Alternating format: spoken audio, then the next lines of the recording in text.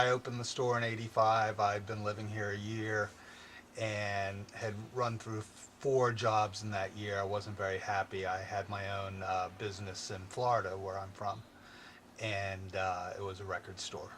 And um, what comes next?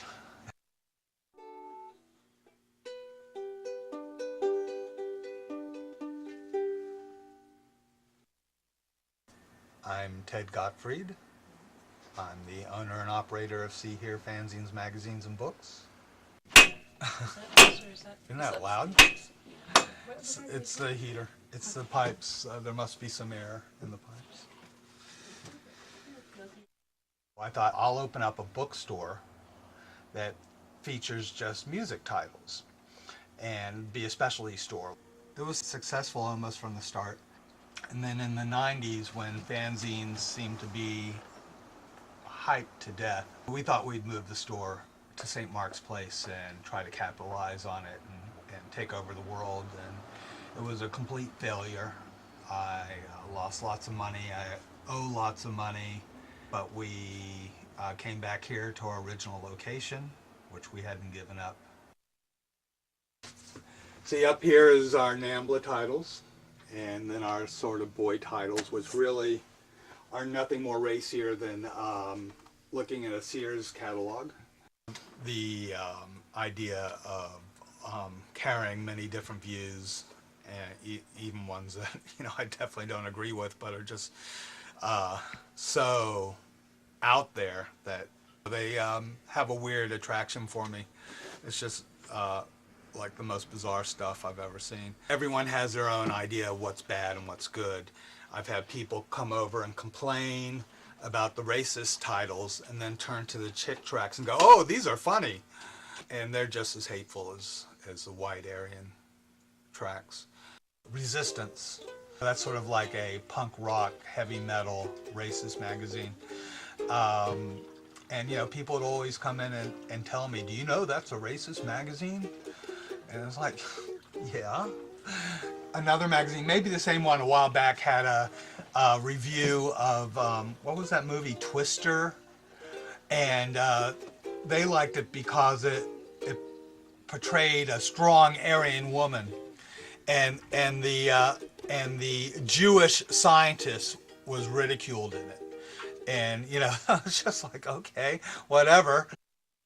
It's just one of those stupid mass mailings to raise money. I think it's from Southern Poverty Foundation. They're the ones that go after the Klan and neo-Nazi groups. So I thought that was funny, because it has my name on it. It's signed by the head of that and also Rosa Parks. So if anyone complained about titles that, they thought were offensive, I could point out that I am on the wall of tolerance. But most of it, like across the bottom and all the way to the back, is just music titles. These are film titles, and then here's girl zines, and then further over is like blues and jazz. And then like 60s garage and metal and punk.